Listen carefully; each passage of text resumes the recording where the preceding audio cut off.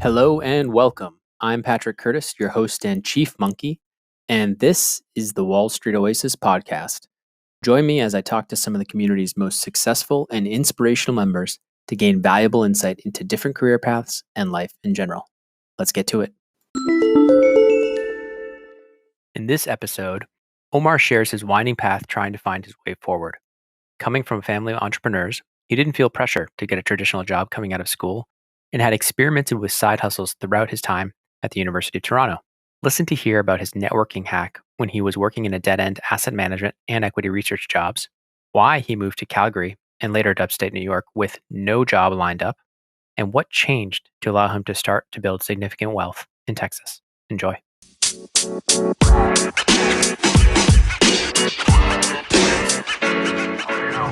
All right, Omar, thanks so much for joining the Wall Street Oasis podcast.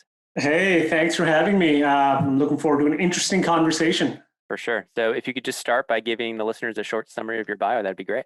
Sure. So look, a lot of the things that we're going to talk about are predominantly going to come back to the fact that I grew up in an environment, my family's very entrepreneurial, like the fourth or fifth generation entrepreneur. So, and I grew up very comfortable. So, and I was lucky enough to be internationally also. I'm from Pakistan, but my family is very global. We travel a lot. So I was always exposed to not only a lot of people, but a lot of people at very high places doing very interesting things, right? So framing that in mind, I graduated in 2008. To be honest with you, from the University of Toronto in Toronto, Canada. Initially, my plan wasn't necessarily to even stay in Canada after I graduated. For it was probably to go back to Pakistan or Dubai and kind of either work within my family's business, figure out my own business, basically figure myself out, get my shit together, and then start going to the next journey, whatever it is, right? But what happened is I was dating a girl at that time, and in a fit of youthful exuberance, this is right around the time when my parents were coming for my graduation ceremony, I decided, okay, you know what? I'm probably going to stay around in Canada. And 2008 wasn't necessarily the best time to be making those pivots. So basically what happens is I haven't interviewed with anybody because the plan was to never stick around. I had gone to all the recruiting parties, so, and all that stuff. But I'd never interviewed. I'd never recruited, done any of that stuff. And at the last moment, now I'm deciding. And on top of that, we're kind of heading into a very dicey time in the economy. But again, youthful exuberance, it always helps, doesn't hurt, I think, or at least helped me.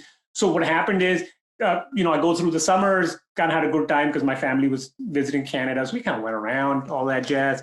Then around September-ish, I was like, okay, let me kind of get serious with my life, whatever that means. And okay, maybe I should look for a job and all that stuff. I ended up breaking up with the girl, funnily enough, in October. So that's my grand plan. A senior of mine, actually from college, he's a good friend of mine. He hooked me up with the job in the Royal Bank of Canada. That was in portfolio management. That was a good exposure to me, basically, on learning what I didn't want to do, basically. So that was a good start.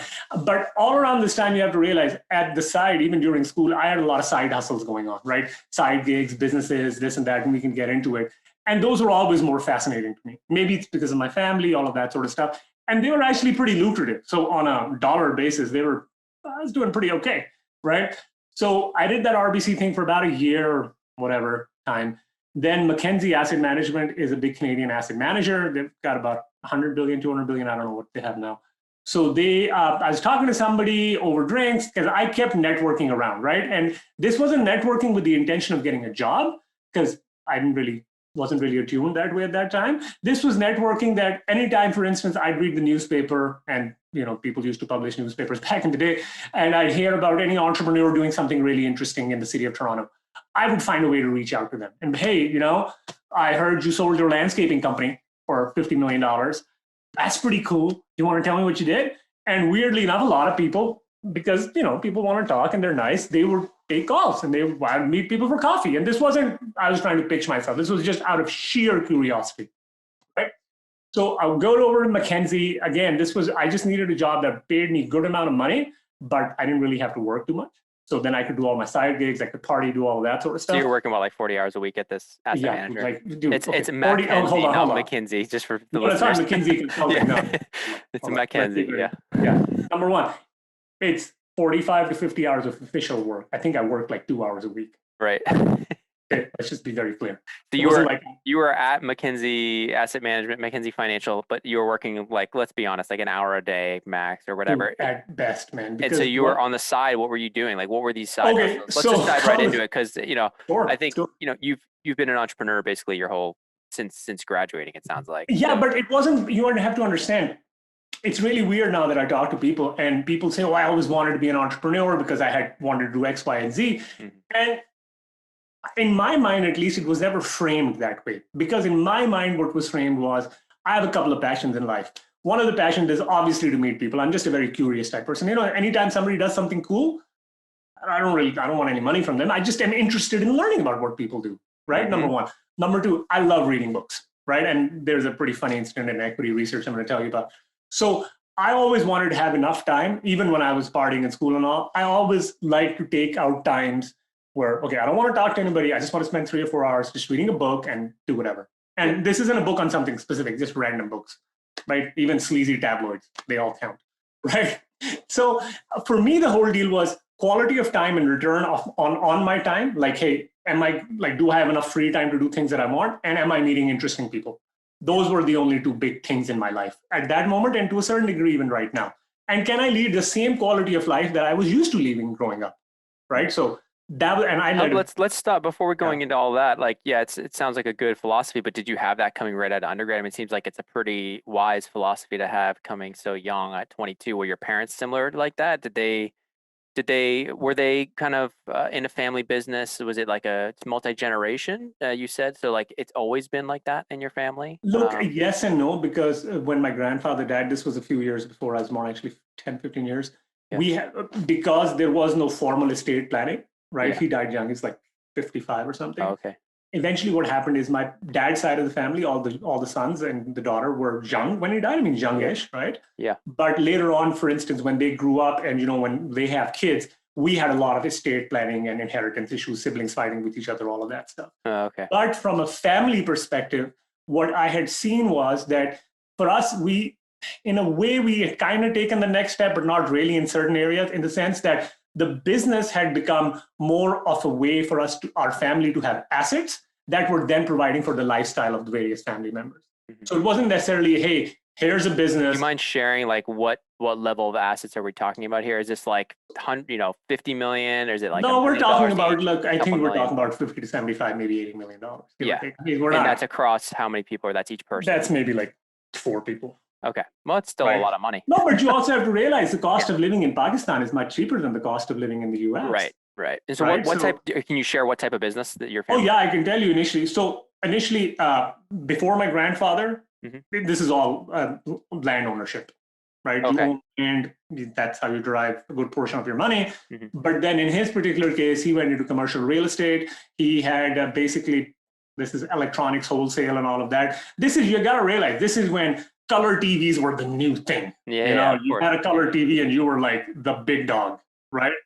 Not just in Pakistan, by the way, even in the US, because what was funny was when I moved to Canada, I realized when I'm meeting people from so many different backgrounds that, oh shit, I had video games and tech that people living in Canada and the US didn't have the same year.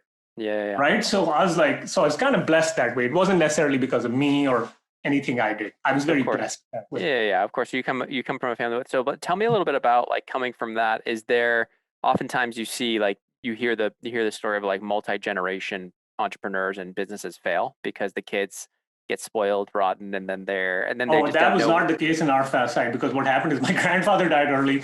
All the brothers after a little while started fighting with each other.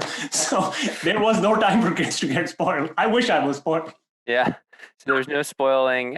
Tell me, why did the fighting prevent inheritance? There was still a lot of money to go around. But look, this is what I've now that I'm in this business, commercial real estate, I'm actually seeing this a lot more, and it's very funny when I see it with other people in other cultures. Mm-hmm. I'm like, oh yeah, this is exactly what's probably going to happen, right? Yeah. Look, man, what happens is obviously I'm the next generation, so I'm obviously not privy to all the conversations, right? I think what happens is that people have misunderstandings. One person might think that they have the dominant hand, so they might want to move harder on that, right? Different people are at different stages in life. right? So I'm sure, it takes two to tango, right? I'm sure there's no one person at fault. Yeah. But when these things start unraveling, they start unraveling pretty quickly, right? There's no middle ground. There is no stages, because one person might want more. He does this, then everybody else feels aggrieved. Then everybody starts. It becomes a free for all after a little while, right? Yeah. So it's that sort of thing. I mean, now I joke with my father. Now that they're in their old age, now they all want to be close together.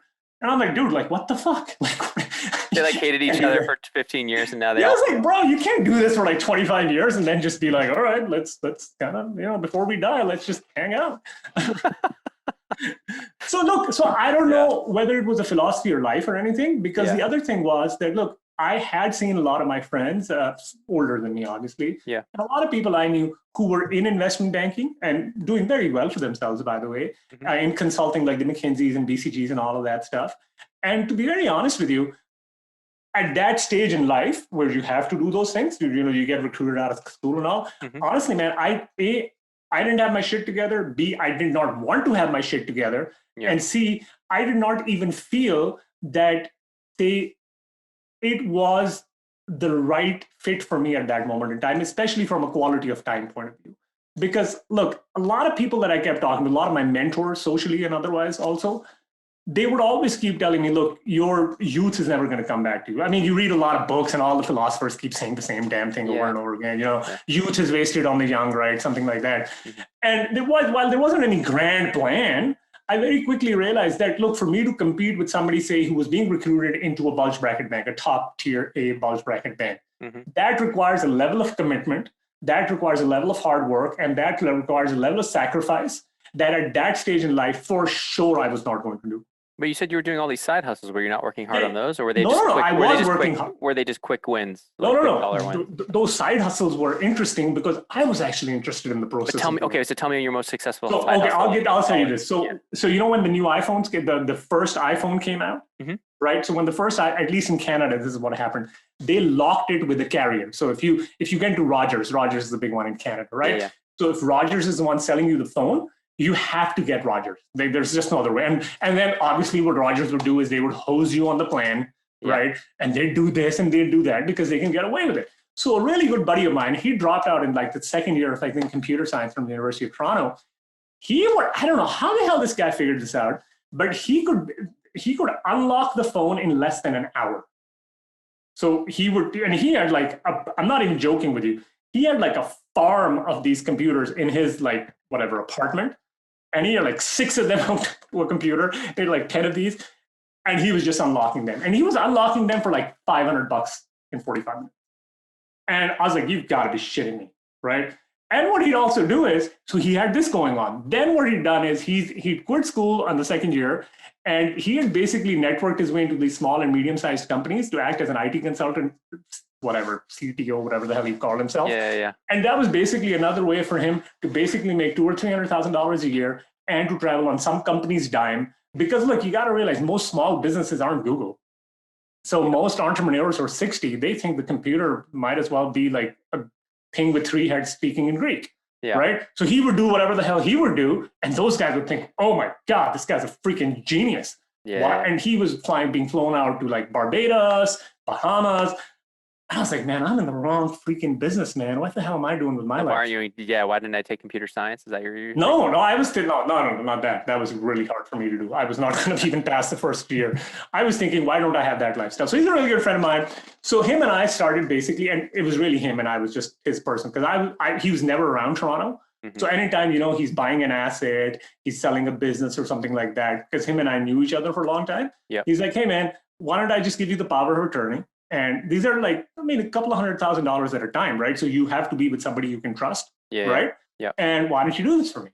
And I was like in 3rd or 4th year of college, or maybe I graduated, I'm forgetting. I was like, sure, why not? And he's like, also, you're going to meet some really interesting people. So look, to give you an idea, there was a conference in Toronto at that time, just to give you an idea of how these things used to get traded on USBs. Now we have Facebook, where you get like customer profiles and all of that. So if you're a marketer, you can get all of that. Well, you know what? Back in the day, you'd have USBs and hard drives traded from marketing companies. So what they would do is they would run, say, ads or whatever it is, physical mail, Yep. Say in a region like Toronto or Ottawa or GTA. Yep. They'd compile all of that information, and then they would sell it to digital marketers who were some random guy, because all these resources weren't available. And you'd be selling hard drives for like $20,000. Right. Right. Because it has a list of, say, anywhere from 1,000 to 20,000. No, 50,000 it was like contacts. 20, 50, 80,000, 100,000 contacts, not just contacts. But data on data related to these contacts. Who purchased and who did it. Yeah. Do you understand? Now, again, this is something that I had no exposure to, obviously, because, and he did, and was like, well, let's start doing that. And the other gig was that one of my college profs, Can you share how much you guys made in like that one side hustle? Oh, dude, I'd probably make like, I don't know, 200 grand, maybe. I blew all on stupid things. He made a lot of money. I don't even know how much money he made. So was he like the majority owner of that business and you were just helping him? I wasn't the owner. I was just there for the ride, man. I wasn't even a salaried person. I was just a guy he trusted. Yeah. And he's still a good friend of mine, right? And he's like, dude, here you go. I mean, you helped me out. Here you go. Okay, like, and that's pretty cool. So tell me a little bit about what you blew the money on. That's a lot of money for college. Stupid stuff. Going to Montreal a lot. Going to parties a lot. Buying a lot of books, weirdly. I read all of them and then I donated them. And just stupid things like, going out to really nice restaurants, all that sort of stuff. Now, obviously, I saved some of it, but I think I blew it all on stupid investments also, like penny stocks and whatever biotechnology shit. I had no idea. I mean, I was dumb. Yeah, you were young. Okay. So I was dumb as a rock, right? Yeah, so you're young. The other gig was, and this was a really good gig till one guy burnt me and I learned a really good lesson. The other gig basically was that one of my profs, I was playing tennis with him once. He's my marketing prof. And we were just talking. We were just hanging out. And he said, you know what? There's a lot of guys in business school, Rotman School, that they're postgrad students. They need a lot of data. And basically, you need to get this data from the library because it's on microfiches and it's all old data. So now you photocopy that data, then you input it into Excel because, whatever. Then you give it to these guys and then they do whatever fancy stuff they do on top of it, right? Right. And so he's like, man, it's really killing a lot of my students because now they're doing their PhDs or whatever. And now they got to go do this stupid thing, right? It's not really value add if you think about it, right? Right. And I was like, oh, that's pretty neat. So how much do they get paid for this? They're like, yeah, we get them like a $10,000, $12,000 grant per whatever, 6 months or what, I don't know, some 4 or 6 months time. So I did the math. I was like, okay, if this guy goes to the library for 3 or 4 hours a day, which is kind of dumb, he shouldn't be doing that. And he's got 10 or 12 grand, then he's billing out to himself at like something like $15 an hour. Right. Well, how about I bill him at $14 an hour and I can get a whole bunch of people that live in my res, the girls that I knew and the guys that I knew, and I could have them do this for like $9 an hour. Right. What do you think about that? And he's like, yeah, but you have to be reliable. And I was. So I did that for like a few years. But this one guy once, I made a big mistake. This one guy, I'm not going to say his name. I hate this guy. He basically took a lot of work. He was doing all right. And then he completely did not drop the ball on these 2 big projects. And that's why our business kind of went sideways for a little while. Yeah. So I learned a big lesson in life that way. But yeah, that was pretty sweet because for doing no work at all, I was making $5 to $10 an hour. Yeah. And oh my God, I felt like I was on top of the world. Because the biggest thing was I was not doing any work. Yeah. It was forwarding an email. Yeah. Which is like the greatest productivity hack on the planet. I think there's a lot of people who kind of outsource their own work. That's definitely a trend that's been picking up. Yeah, but you realize this was also at a very localized level. So this wasn't like you were still, it wasn't like massive. And this was also like 2005, 2006. You understand? There's no Upworks here. None of that shit is happening. Yeah. Okay, so basically, so I'm kind of doing these kind of things, but not really going anywhere in life, right? But kind of whatever, learning and meeting people. And one day, my dad isn't much to give advice. He's a pretty chill guy, and I was just saying, I think I need to get my shit together, get a real job and get all those experiences, professional experiences. And I'm applying for some jobs. And my dad told me this a few times also, and it never stuck in my head because I'm like, you're old. Doesn't really make sense. I don't know. You don't even know anything. Right. And he said, look, man, all the jobs that are really good or the ones you want to do, which will actually give you meaningful experiences, at least in the finance business sort of little, either they're not advertised or you're not going to get them because you don't know anyone. So you better start figuring out who to know and how to get into like, an unadvertised job. Because, Yep. and to be honest with you, man, look, if I'd gone back to Pakistan or Dubai, that's the kind of job I would be getting anyways, because it's not like people were going to hire me purely based on my intellect, right? Because they would not hire me. That's a short story, right? So I was like, okay, you don't know anything, but at least it stuck with me. And at that time, one of my ex-bosses, he'd moved to Calgary. Calgary was in the middle of an oil boom. Yep. And he'd come to Toronto over some whatever, like Thanksgiving or something. And I met him for a drink. And he's like, man, Calgary's really booming. It's a really entrepreneurial place. You would be great there. It's all oil and gas, but still, whatever. Yeah. Right? Because I was saying, I think I need to get my shit together, right? So basically, I decided, I think this was October. I decided, all right, screw it. January, I'm just going to move to Calgary. I'm going to pack my bags, move to Calgary. I got nothing to lose, right? Yep. So because you're leaving this asset management place where you weren't really working anyways. Yeah, you're just doing side hustles. And during that 2 years, were you just partying mostly in Toronto? No, I was meeting a lot of people. I was partying. I was partying a lot, but I was also meeting a lot of very interesting people. You know what's really funny? What? I met so many interesting guys when I was partying, because a lot of these guys happened to be either entrepreneurs or traders, or in some capacity they were doing these. Because look, to be honest, these are the only guys who can afford going out to partying on a Tuesday night. Right. People with real jobs and responsibilities do not go partying on a Tuesday night. Fair. Okay. It doesn't happen that way. Right. You're in Calgary, so okay. So I was in Toronto at that time. You were in Toronto, yeah. But you met all these interesting people. But yeah. So is this kind of how you found the idea of going to Calgary too? No, well, in a way, because my boss had gone to Calgary. He's back, and he introduced me to a couple of his friends, and they were all older guys, and they're like, "Look, you're young. This is the only time where you can afford like turning on a dime and doing these things, right?" And I kind of took it to heart. And frankly, I think the best thing that I ever did was never buy a house, right? So there was nothing like holding me back as such, right? So I was like, all right, screw it. So I went to Calgary January 9th or 10th, 2012. I landed in the middle of a freaking blizzard, right? And what I'd done before that is that by the way, during this time, I had given like my first 2 CFA level exams or whatever it was, right? And the reason, again, stupid reason to do the CFA was because couple of the people that I knew in my school or my graduating class that I knew were doing the CFA, and then they actually had real careers, right? Yeah. They were doing it for a career reason. And I met them one day and they were studying for it. And I was like, well, this seems like a respectable thing to do. So guess I should study for the CFA. That's how I signed up for the CFA. So I kind of done that, the 2 levels, or I think 1 level. I moved to Calgary, but before that, what I did, the smart thing that I did, because now my dad's advice was ringing in my ear. So what I did is I made a list of all the people in Calgary, in the Calgary CFA Society. Like it was like 300 or 400 people, which was not a lot. I literally put it down on a spreadsheet, got all of their information, emails, whatever, from the internet or from the CFA member directory. And I literally like went crazy, like emailing, following up with like 300 people. So within 1 month of landing in Calgary, I had something like 100 informational interviews done.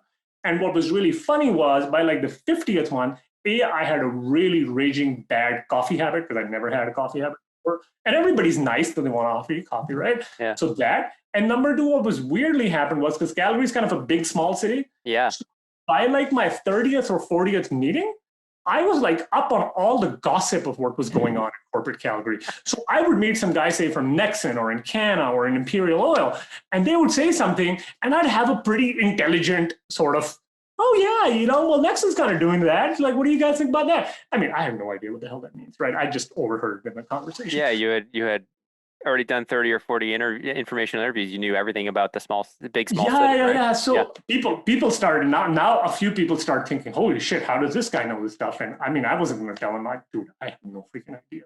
Like, I don't even know what this means. It's a hole in the ground. I don't know. So you're there, but tell me about the job you took to go there. That you didn't have a job, but you landed? No, screw that. I didn't have a job, man. What was I going to do? You just went to Calgary because you said, hey, why not? Yeah, because the other deal was, look, in the US, Americans, I don't think realized how blessed Americans are, that there are enough cities, number 1, in the US with enough shit going on that you don't have like 2 options, right? It's either this or that, and bam, you're done. Right. Most countries, you have got 1 or 2 options. That's it. Yeah. Right. In terms of cities and jobs. In the US, there are so many cities where you can go do so many different things that US people don't really realize this. But in Canada, corporate Canada was really Toronto, Calgary, because Calgary was booming at the time. Vancouver, I didn't really want to go because it was a bit too relaxed for me, right? Yeah. And Montreal is all French, so I was going to speak French. I was going to learn French. I'm not opposed to it. I'm just not going to learn it in 3 months, right? Right. So really, it was Calgary. Yeah. Right. So it's Toronto or Calgary. That's it. When you say Vancouver's relaxed, what do you mean by that? Number one, not a lot of industry happens in Vancouver. Like the kind of like big swinging corporate industries were happening at that time in Vancouver. It was very tepid and relaxed. Yeah. And Vancouver's now kind of got a little groovy thing going on. Mm-hmm. But dude, a lot of like, it just wasn't happening. Okay. So you're going to Calgary. You said I'm going to Calgary. So so I picked up my bags, went to Calgary. Your goal here in these informational interviews, you're like, I just want to eventually get a job. Yes, but the other goal also was that I told myself, look, I've done the hard yards. I've actually moved from Toronto. Mm-hmm. So now I don't just want to get a job. I want to figure out what I want to do by talking to enough intelligent people. Mm-hmm. So I don't just lurch from one job to another job to another job with no freaking game plan. Right. So at what point, how many informational interviews did you have to do before you kind of had a sense of what you wanted? Oh, so what? That was pretty good. That was like 5. Because I eventually most of the people I was talking to happened to be so pissed off, and they all happen to work in investment banking. Investment banking or trading. They all seem to be so pissed off with their lives. They're making a lot of money, don't get me wrong. Yeah. But it just seemed to be so pissed off. They're angry? Right? Well, like in what sense? Not angry, but like tired all the time. They were very engaging and smart people. Don't get me wrong. Very engaging and smart people. But bitter, a little bit bitter. A little bit jaded, a little bit bitter. And this was during also, you got to realize, this is when oil is like $110 a barrel, dude. Things should be good. Yeah. Yeah, I mean, they're all partying, they're all drinking. They're supposedly from the outside, it looks like it's a pretty good gig, right? Yeah. But when you start talking to them, especially the second, third, because I would follow up like a maniac with all the people that I liked, right? Yeah. It turned out that there was just no time left for them to do whatever the hell they wanted to do in their lives. Right. Okay, right? So you said no to IB, you said no to... No, I didn't. Hold on, it gets even better. So one of the Canadian bulge bracket banks, what happened is I was interviewing with an informational interview with the guy in Bankers Hall in Calgary, and they had an office above. And within 5 minutes, he's like, hey, dude, why don't you just come up, talk to my manager, right? And I was like, okay, is this an interview? He's like, no, it's not an interview. And it was an interview. So I go up, I talk to the guy, 15, 20, 30 minutes. Whatever, says, all right, we'll talk to you about it. I'll go back. Okay, so I go back home. Right around that time, Cenovus is a big oil and gas producer. They had a very interesting role. That was corporate planning, M&A, a lot of things rolled into one because the guy who was my boss had a big say at that time. So he could get a lot of interesting mandates under one role, right? Really wanted that. So what happened is I interviewed for that role. Somebody else I had actually informational interviewed with, she liked me enough that she called up Leo, my boss, and said, look, I don't give a shit. You've got to hire this guy. Because that woman and Leo, my boss, knew each other from back in the day. Like I don't give a shit. You have to hire this guy, right? And God bless her for saying that. And she helped. Why did she like you so much? See, I don't know. Were you dating her on the side? Be honest. No, I wish, man. I wish. But I could tell you that I don't know. And you know what? I didn't even know for the first 2 years, because what happened once is 2.5 years later, after I got hired, we were walking in the lobby of their new building, and we were going to the Starbucks, and Krista, who happened to be Leo's ex-colleague, she was walking by, and I said hello, and Leo also said hello, and she said, hey, and she goes her way and we go our way, and Leo said, you know what's funny? We should go say thank you to her more. She's the one who got you hired. This was 2.5 years later, okay? She never told me about it. Nothing of the sort ever happened. I still don't know. Okay, but I'm very grateful for it, right? Interesting. So what's funny is this bulge bracket bank gives me a call a week later, and this managing director says, look, I know you're interviewing at Cenovus, and I never told this guy anything about this thing. This is kind of creepy, dude. Like, what's going on? Right? Whatever. And he's like, well, I would have given you a role, but I think after talking to you and talking to Leo, I think that role is better for you at Cenovus. And I was like, okay, this is a polite way of telling me to F off, right? I was like, okay, I'm really appreciative, blah, blah, blah, and whatever. And it's a Cenovus role I liked anyways. Yeah. And it turns out the day I joined, 2 days later, I see that guy from the bulge bracket bank as one of my boss's colleagues, because he had come over to Cenovus. So it was just super weird. Cenovus, I was very lucky that I was in a very small group, but my boss had a big say. right? Okay, but tell me, so no, is it a boutique bank? Is it sell side or No, you guys? no, it's buy side. It's complete firm, Oh, right? It's okay. an oil Yeah, and yeah. gas Oil and gas. producer, refiner, Okay. upstream and downstream, basically. So buy side oil and gas, Yeah. all the way up and Up, downstream. up and downstream. They Up just and down. don't do the middle stream. They don't do pipelines, but up and downstream. They explore and Okay. produce and refine, right? Got it. Okay. So at that time, yep. $110, $130 oil, every person in Calgary thinks their shit doesn't stink and they walk on water. But for real, like I'm not joking with you, you laugh. I have actually gone out randomly walking during Stampede, which is a big like event in summers. And I've had complete random strangers, and when oil was $130, be like, on the road, like if it's a bar's opening up on a patio, they're having whatever drinks, and they're like, hey man, and you go like, hey man, because everybody's kind of tipsy. Yeah. They just bought you 2 rounds of drinks. I'm not even joking with you. This is literally what's happened to like. So people are really happy and partying in Calgary for because oil is $130 a barrel, man. You just all you have to do is show up. Yeah, you don't even have to use your brain. And in fact, if you use your brain, you might screw it up, right? So, Fair. So I'm here. So Leo has a big say. Now, Leo's downfall was that Leo wasn't very political. So he's like one of the best, sharpest people I know. He just wasn't political. So that kind of put him aside. But Leo had a big say. So now what's happening is I get into M&A stuff that Synovus is doing. I get into basically corporate planning stuff at the CFO level with the CFO, right? CFO picks up a call. Hey man, what's going on? Tell me this, right? So it's long range plan, short range plan. When we were doing debt and equity issuances, this was right around the time when oil prices started going down. The CFO, I'm not even joking with you, picks up a phone call, calls Leo. Leo's doing some work. Leo literally says, hey, Ira, why don't you just go talk to Omar? I'm not joking with you. The CFO of like a pretty big freaking major company is coming to my office. How big was this company? Synovus, I think, was like $20-30 billion. Yeah. So he's talking to you, like, and you have I'm like, and he's like almost no background in no, and he's talking to me, and this is like 2 years me into my job. He's like, okay, what do you think? We issued like $1 billion in equity, and I'm like, yeah, and he's like, well, what do you think? I'm like, dude, like, what the fuck do you mean, man? What do I think? I'm not getting paid to think. I'm getting paid to do, right? But whatever. What did you say in those conversations? No, but the thing was, look, I mean, I said what I had to say because, look, I had built the budget with like 2 core group of people. Leo Kent was my senior, very influential person in my life, and myself. So I knew the company's operations cold, like in the back of my hand. Okay, which asset we have to let go, which asset we're not letting go because of political issues, and blah, blah, blah, blah, blah. Right. So I was like, look, I think we should do this, but I'm going to be honest with you. It's not my role to comment on these things. This is just my opinion. And so, you go figure it out. And I'm sure it wasn't like he was listening to me, just being a polite person. He wanted to hear a different opinion. Yeah, different. He just being a polite person. So that gives me a lot of really good experiences, right? Now while I'm here, I think, okay, Synovus, by the way, is a great company, but it's an ex-Crown Corporation. It's Crown Corp. It's a Canadian thing. It's Crown Corporation is the Crown of the UK handled it, and now eventually became a private company. It's still it's very political, right? Yeah. Things are very political, and you have a lot of that kind of shit. So, anyways, great pay, great experience. I learned so much, and because I learned how to basically figure out something from the ground up from a white piece of paper, right? That sort of stuff, right? So. And equity and did a lot of this. That transition must have been tough. I mean, you never had any oil and gas experience. No, you'd be very surprised, man. If you're like quick on your feet, I mean, you have to learn a lot pretty quickly. Those first few months, were you just like, how are you like getting up to speed on the modeling and the financial? I mean, I guess you were an accounting and finance majors. That helped a little bit. Yeah, see, but the modeling thing was, so I think I kind of overlooked this.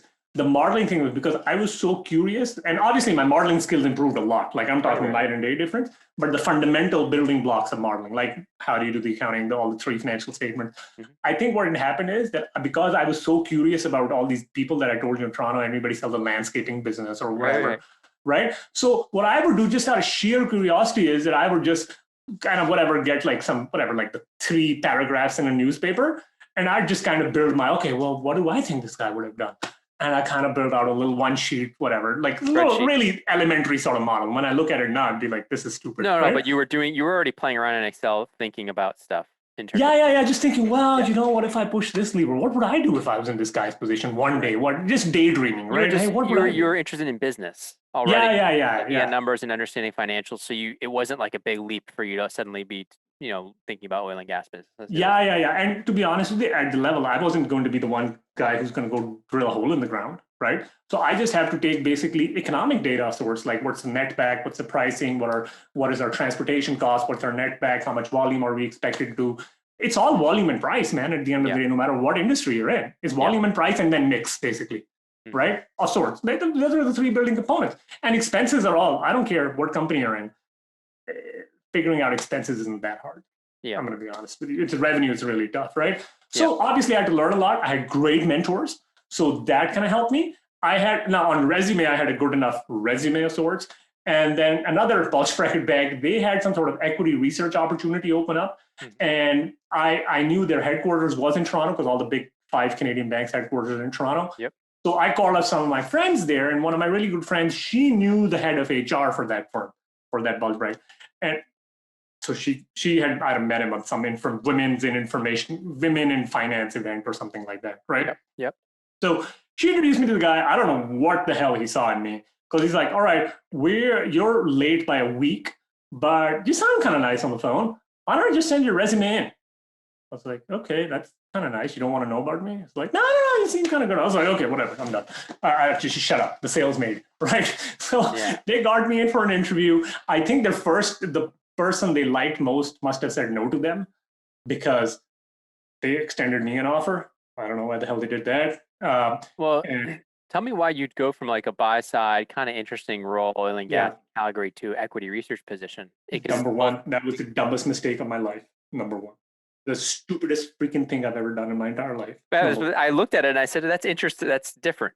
Hold on. That was dumb from a personality fit point of view. From a professional point of view, skills. And I'm not talking, hey, are you the greatest equity? No, I'm talking from a modeling, from a dissecting the business skills point of view, that about a year or 8 months stint was very good. But from a personal fit point of view, it was like the dumbest freaking thing I've ever done. Why? Because it was too... Okay, I think the reason was, number one, I was bored.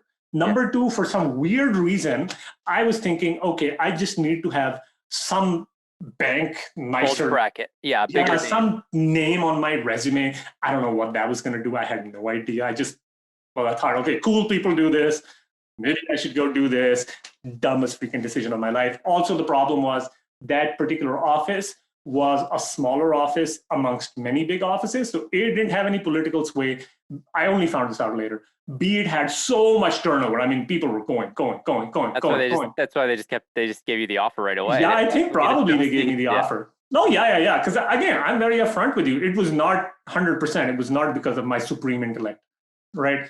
So but it just seems it's Calgary. It was still Calgary. It's still a tiny office, so they're probably having trouble getting good people there. No, you'd be very surprised. They would have because oil and gas is a specialized body of work of sorts, right? But were you doing equity research in oil and gas out there? Yeah. But maybe the people that wanted to be out there in oil and gas wanted to be on the buy side, like where you were. Maybe no. Maybe you're 100% right. I think the other issue also was from a personality point of view. Yeah, I am a big believer of sorts in the efficient market theory, right? Mm-hmm. So for me, because I was an associate with an analyst who was covering like the super majors, like Exxon's, Imperial's, Shell's, all of that sort of stuff. Yep. I'm like, man, there is no freaking way we are ever going to find something here. Like, well, what am I going to do that the other 5 million people in the world are not going to find, right? So all it basically became was being a monkey and just inputting everything as soon as like the 10Ks or Qs are released. And I'm like, okay, well, this is kind of dumb. Like, this is kind of stupid. It's nothing interesting. So like I said, can you tell me about the pay? Was it a pay increase, a pay cut? I think the pay, wasn't much of a difference in pay. To be honest with you, the difference in work. And so can you just, let's talk about pay? Because I think I was making like around 140, 150, maybe 160 at Snovis, right? I don't know, somewhere in that range. Yeah. You got to realize, I was doing very interesting work. So I would have worked for half the money there. Yeah.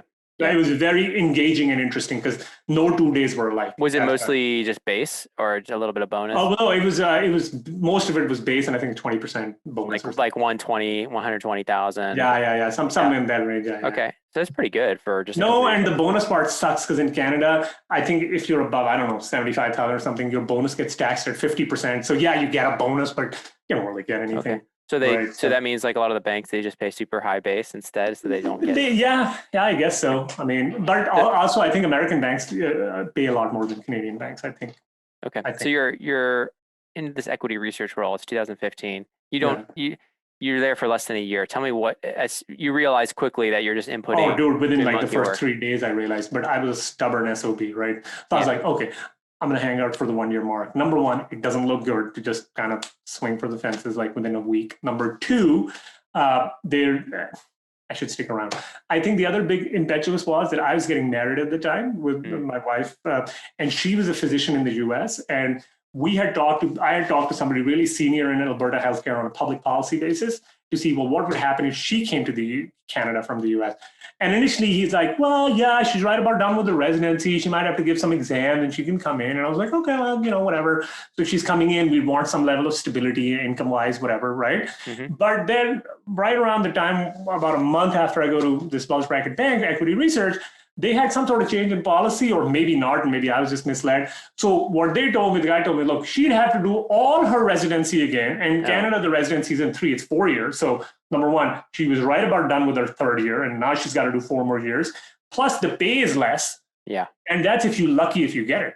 Yeah. Right? I was like, okay, screw that. I'm not going to subject her to that level of torture. Yeah. Right? Yeah. This is bullshit. And plus, I'm moving to like freaking potentially to the US. I'm not moving to Zimbabwe. Right? I mean, it can't be that bad, right? So as you start kind of looking, so you were married in that year that you were. Yeah, I got married in the year. And look, the other deal was the guy, and maybe this was a personality issue. My boss was and he had this problem. At least other people have also told me this. He had no social graces whatsoever. Yeah. His lack of manners were legendary. Right. So, and so I don't want to go there. So that's why the turnover was so high there. But but so I eventually told the guy, I was like, look, man, I don't think this is a good personality. He's like, well, don't you want to stick around in 2 months, you get your bonus? I was like, dude, I think you need the money more than I do. Why don't you keep it? I'm here, I'm giving you my resignation. I just want to thank you for the opportunity. You gave a resignation before you even finished. Before you even had anything. Yeah, before I finished the year, I was like, screw this, man. I'm not going to get abused in a job in a place I'm not going to live at, in a job I hate with a guy who's an asshole. Yeah. Fuck that. Life's too short for this. Because you know what? This is why I was telling you, the Leo guy was telling you it's Novus. Yeah. I'm not even joking with you. I'm not the only one who said this. I would take a bullet for that guy. Yeah. Good because guy. He would go to the ends of look, privately, if you screwed up, he would chew you out. But publicly, he would take your side. He would never screw you over. He would never talk behind your back. So people were willing to take a bullet for Leo. That's awesome. That's right. Awesome. So good leader. Yeah. Yeah, no, she's a good leader, right? So anyways, what happens is I moved to, no offense if anybody's from upstate New York, the armpit of the United States, Syracuse, New York. Right? Isn't that New Jersey? Don't people call No, dude. I've been to New Jersey. Okay. You have not been to upstate New York. Okay, that's all I'm going to tell you. Okay. No offense to people who are listening from upstate New York. I went to Williams College, which was pretty close to there. And how close is it? I drove to Albany a few times. God, that's just freaking depressing because I was in Syracuse. Holy moly, that was a town that I felt was just living on its glory days. That's it. And the glory days happened 40 years ago. Right. And they just never why there? Why? No, because my wife was doing a residency there. Okay. She was right you had nothing lined up. What were you doing on the side? So you travel there, you quit. You're saying, I quit. I was like, screw it. I'm quit. Life's too short to do this. And I'm newly married. So first of all, I'm going to go hang out with like the 5 hours in a day my wife has because she's working a really, this residency is slave labor essentially. But at least, this way, at least because we didn't go on a honeymoon because both of our jobs were so at least, this way we'll have some bonding at the start of our marriage and all of that sort of stuff, right? So because we didn't go on our honeymoon. You can cook for her, all that good stuff. Oh, dude, I love cooking, right? Yeah. I also love eating, but I love cooking and she sucks at cooking. So that was a great match, right? So basically I moved to Syracuse. So I go there obviously very quickly because I'm ADD. I got bored out of my mind because there's only so many books you can read in isolation before you want some person to talk to. Right? Yeah. So I go there. I did the exact same thing that I did when I moved to Calgary. First of all, I wanted to move to Texas because I can't afford California. I love California. I can't afford it. And Florida was too weird for me. So Texas it is, because I was not going to move to the Canada of America. I was not going to move anywhere north. I had to go somewhere warm, nice, and that's it. That was okay. Was your wife on board with that? Are you kidding me? Of course. Who the hell else would not? Who else would not be on board with nicer weathers after you've survived upstate New York? Yeah. Okay. Fair. So you're saying, okay, we're going to go to. Was it just Texas in general, or you Texas? Because I narrowed it down. And I think the other deal was, this is really stupid. I'd grown up watching watching a lot of those Westerners with cowboys and stuff. And obviously not everybody in Texas is going to have a gun strapped to their whatever thigh. But I just like the whole attitude of like the Marlboro Man. And, I don't even smoke, but the Marlboro Man and rugged individual. I know it's kind of a myth. I know. Okay. So anyways, so you're start looking for roles. I see. No, so I you only had a year. You only had a year up in Syracuse, right? Because your wife was finishing. No, I had about 6 months in Syracuse because she was in her third year, right? She was in her third year. Okay, right? Yeah. So what I did is I made a list of all the recruiters predominantly, because you've got to realize I'm new to the U.S. I don't have U.S. experience, and I'm not in the market. And some random guys calling you from Syracuse looking for a job. You'd be like, yeah, whatever, buddy. When you show up, we'll talk about it, right? Mm-hmm. So for the first 2 months, whatever, I started smiling and dialing, cold calling, right? Hey, man, I'm here. I'm following up with the people. Because all I wanted was one opening to get whatever job. I don't care. I'll just move and I didn't even care between Houston and Dallas. I was like, because I hadn't been to both places. I really didn't care. Yeah. Right? Whatever, it's the same. Did you look at Austin at all? No, you know what? That's weird. I didn't look at Austin. That might have been a stupid part of my thought. It's all good. So you're looking at any jobs. You're talking to people who have job openings. No, but any job at least like 80 to 100 grand. Yeah. 80 to 100 grand, like in some sort of related to business. Hold on. In related to business, where I had to have some level of like a generalized business overview, right? So not like a just product management. No, screw that. I wasn't going to do that. Right. And also a job which was in a big enough company, because after having worked in corporate Canada, I realized big companies means big bureaucracy, which means nothing ever gets done. So I'm probably going to work 1 hour a day while I go look for an entrepreneurial thing to do. Right. So you knew kind of what you're looking for was kind of a place where you could use your brain, get the work done quickly, but also continue to look for your own. But look on the side, because again, I think a change of environment is very easy. It makes you, at least me, think about stuff. And I'm thinking, okay, look, I'm in the US. This is the land of capitalism. And my whole entire life, I've had this at the back of my head that I want to do some level of entrepreneurial thing. Mm-hmm. I'm also 31, so I don't want to be like 45 and trying to do this thing. Yeah. Because then you just have a lot of things in your life, right? You got kids, you got mortgages, college funds, all of that. Yeah. So we're at a stage in life, we're early in our marriage. Mm-hmm. So God forbid, I crash and burn, right? Yeah. Well, look, I would have crashed and burned, I would have learned my lesson, and then I'd shut up and just go do my job, put my head down, and be middle class for the rest of my life. And then not complain about it, right? I won't be 60 and be bitter about these things, right? So that's the reason why I took an FP&A role in healthcare. Great experience, but didn't really have to do a lot of work. And apparently my modeling skills, I think, were in the top like 1% of people there. So and everybody uses the freaking mouse, which freaking drives me up the wall, right? So I was like, all right, I'm done. You're telling these people didn't come from investment banking, they didn't know how to use the keyboard? They're using, and I was like, the first day I go in and my boss is using the mouse and he's doing paste special formatting. And I was like, okay, look, I know I'm new here. Probably going to get fired.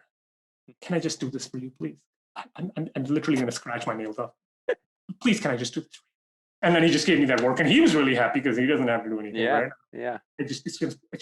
I'm just going to say something that I shouldn't say. Please just give me this work. Just give it to me. Yeah, I'll do it for you in 5 minutes. I just don't want to see you doing this, right? So, but again, I interviewed in Houston, interviewed in Dallas.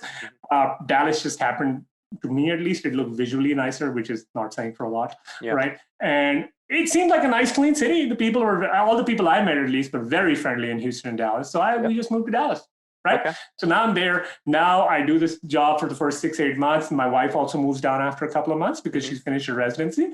She moves down. We kind of get quote unquote settled. Mm-hmm. And now I've got to look at whatever thing I got to do on the side to really start doing something. Luckily for me at the time, the same buddy of mine from Toronto who was running all these iPhones and things like that, his family is actually very well to do. So they were having, and the fathers and their uncles, they were much better. They were wanting to pass the assets to the next generation in a tax efficient manner. Mm-hmm. So, but they were young enough, they were like 60. So they're like, okay, now our kids are like 25, 30, we should start thinking about the future. And what had happened is his dad does a lot of business. And one of the businesses his dad did was costume jewelry, which apparently is a really big business. I didn't even know about it. Okay. So he had come to Houston on some trade conference in like the mid 90s, and Houston was in a massive slump. So he met a couple of guys that he used to do business with, and they were from Houston. So, and they're like, hey, you should think about investing here. Property prices are really down. And if you know Asian and brown people, we love real estate, right? Gold and real estate. We love it, right? just can't get enough of it, right? So he goes and over the next, whatever, 10, 15 years, he acquired something like 45, 50, $80 million worth of retail and office space and whatever. And to be honest with you, he probably hasn't even opened Excel in his whole life. Let me just tell you. He hasn't what? He has not opened Excel in his entire life. Excel, yeah. There is no models being built. There is no, you understand, he's a really sharp, smart guy, so he can smell an opportunity. Yeah. But you got to realize this isn't like private equity firm. They're just a bunch of rich guys, right? Who have some other businesses, they invested in the right what time. What type? So it's commercial real estate, residential, what? No, it's primarily retail, strip centers, all that sort of stuff, and some offices, but these are like suburban offices. They're like one-story big offices. These aren't like high-rises, right? I mean, they just accumulated. And I think what had happened is they got in at the right time. They didn't take any of their money out. When they'd refinance, they would just keep buying more and more and more and more and more, right? And then I guess if you're rich enough and you keep buying more and more, you become pretty freaking rich pretty quickly, right? Yeah. So what now they had to do was basically kind of sell a portion and do whatever, give some money to the girls who were his sisters and him. He wanted to keep some of the property, so I kind of helped him. And I go in and he gave me a call. He's like, look, I'm going to Houston. Why don't you join me? We're good friends. So I kind of went with him, kind of helped them through some of that process, right? Because he's more entrepreneurial and smarter than me in terms of sniffing out an opportunity. But he's not in Excel. He's not looking at he's not so when you talk to banks and community bankers, they need you to see some projections. And they're like, bro, I got like 25 million cash in the bank. What projections do you want? Right? But they still have to show it and all of that stuff, right? So I kind of helped them through it. In the process of doing it, my family is involved in commercial real estate, right? So I already knew the tax benefits and the depreciation benefits and all of that stuff, right? I knew about it, right? But it's one thing to know about something, and there's one thing to see it, like see it happening in front of your eyes, right? Where somebody is worth like whatever $80 million and or 90 million, and they haven't paid a dime in taxes for the past 25 years. Yeah, one thing to know, one thing to see, right? Right. And I'm like, holy shit, are you kidding me? This is like no wonder America is the greatest country in the world. Man, I really was like, man, America is the greatest country in the world. So I was like, okay, what do I got to do now? So I go back, I started going on some online forums, Bigger Pockets and all. Don't go there. It's really for people who have no financial knowledge, right? And I started just quote unquote networking around. Now, Dallas, by the way, is really big in this. I'm very lucky in that regard. If you go most other places, big into real estate, right? Like Dallas is not just real estate. Dallas is also people meeting in meetup clubs to do real estate deals together, and it's just understood. Hey, that's just the way you do things. So you can have two doctors who can't even add two numbers together, but now they're partnering up with somebody, and it's very accepted. It's not weird. Like when I try to explain it to my friends in Toronto, New York, they're like, "Dude, you don't even know the guy. Why the hell would that guy give you $500,000?" Yeah. Like, well, because I met him for coffee. Like, why else would he not give me $500,000, right? Yeah. So Dallas was just being at the right place at the right time. Residential happened to be something that I could easily sell. Because look, if I have to go explain an office building and how leases start off, first of all, I have to go freaking learn that shit myself, which will take a little while. Then I have to go explain it to people, right? And if you ever get into a situation where you're explaining everything from scratch, you're not going to win that competition ever. Yep. At least I wasn't. So you went to residential first. You started. So this is multifamily. your own. No. So this is all. This is your own business now. This is like This is my business, but initially I partnered with some people, right? And I wasn't going to do houses because everybody boasts about getting $200 cash, and I was like, man, I can't even go out for a nice steak dinner with my wife. What the hell am I going to do with $200? Right? Yeah. So I knew commercial was the way because I never wanted to buy houses. There's not enough money in the world for me to go buy one house at a time. So I immediately was looking at 120, 150 unit type properties, multifamily. They're not the nicest one. They're probably working class because that's potentially what I could afford. Yeah. And I could conceive at least of raising money for them. Yeah. And the other weird thing, buildings that are a million, a couple million. No, buildings at least like $10-15 million. 10-15, okay. Minimum, right? Yeah. So, but the other thing which I found out very quickly when I was talking to people, it's really weird that a lot of people tend to think, I live in an apartment. They equate that with I know everything about apartments. So, but so in their mind, it's familiarity, right? It's familiarity with the thing. So selling them on the concept isn't very hard. Whereas if I had, say, a much better opportunity in offices or retail or mixed use or industrial, I don't think anybody would have given me a dime. At least not me. They would have not given me a dime. I mean, you also have to understand, I was also raising money 50 to 100 grand at the time.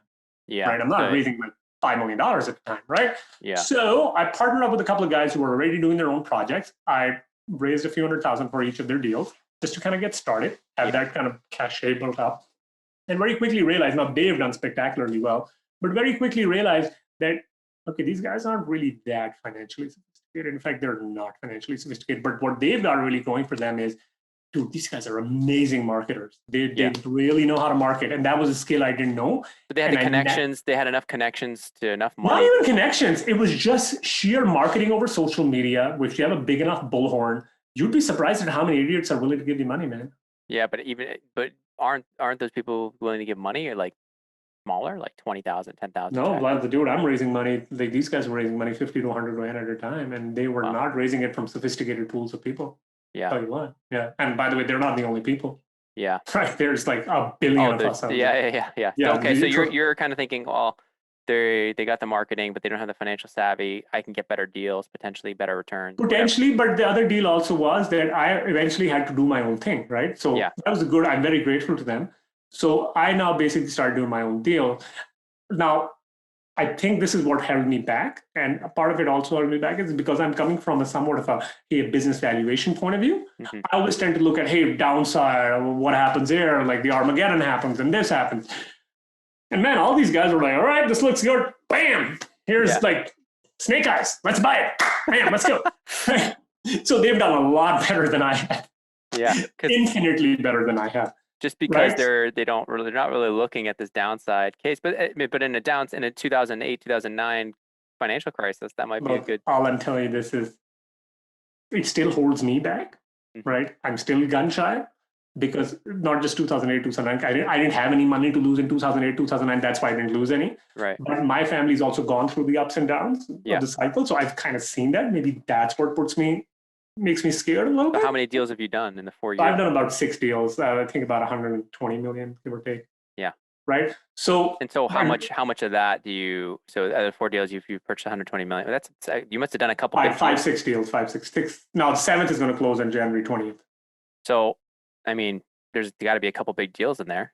Yeah. And 120. So, like, how did you raise the money for those? You found a couple big. Oh, dude, whales, I networked around. I begged, borrowed, did whatever I had to do. I also have partners. You have to understand, I'm not a one-man show. Just to be very clear, right? How many partners? Well, that depends because we all have our own company. So depending on the project, we can just come together as Got it.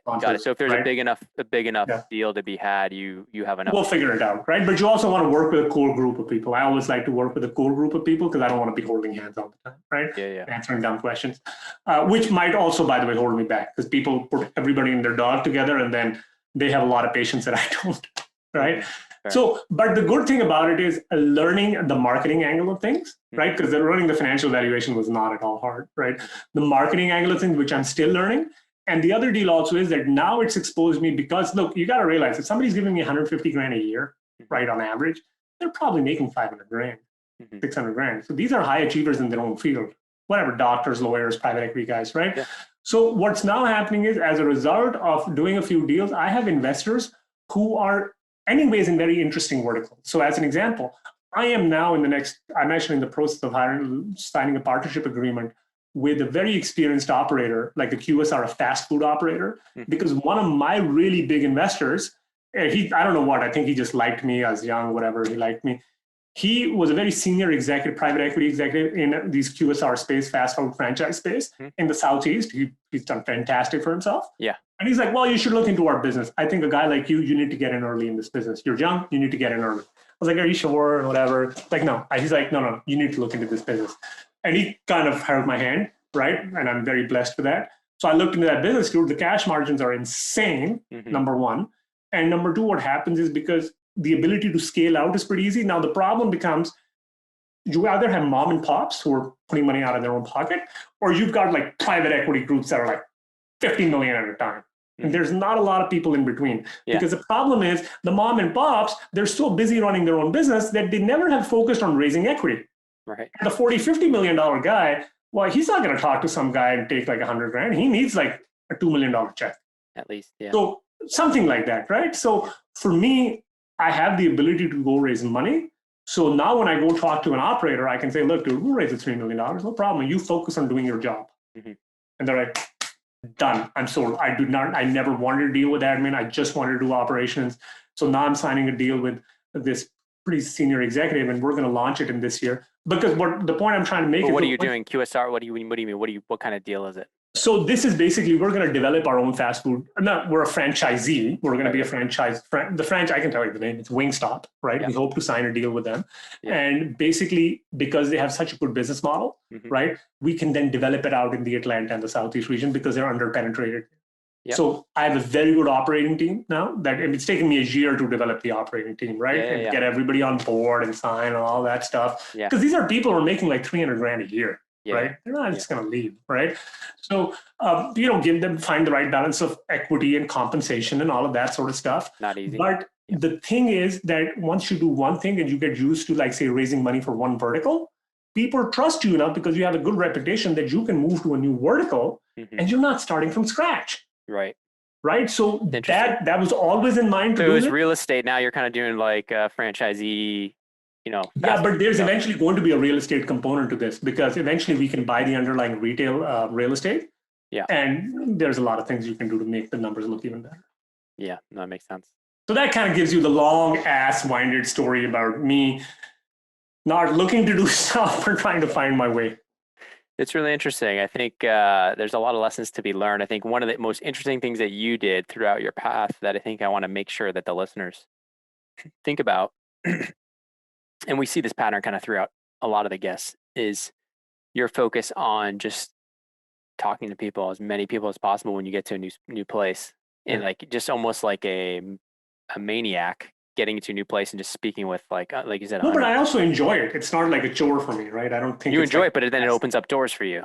It always opens up doors for you. And so the people who are still skeptical of networking, I challenge them to listen to the 150 episodes that we've done, 150 plus, this is 151. To listen, and what's the patterns that you're seeing in almost every single guest? The pattern is networking. The pattern is talking to people. The pattern is curiosity, being passionate, and trying to find what you love. And I think Omar here is a great example of just somebody who's hustler on the side. He's trying to figure things out, but he loves talking to people, and it puts him at a huge advantage to being successful long run. So Omar, thanks so much for sharing your story. Tell me more about any other final words of wisdom before we call it. I think it was an interesting. I wouldn't say wisdom, man. I mean, I'm still learning, finding my way around. Any final words, and we'll call it. Any final words? Look, I don't know. I think you should just have the ability to go talk with people at various social income levels, so with different education levels. I had that exposure growing up, right? So talk with somebody who's a portfolio manager managing $5 million, somebody who's a janitor, right?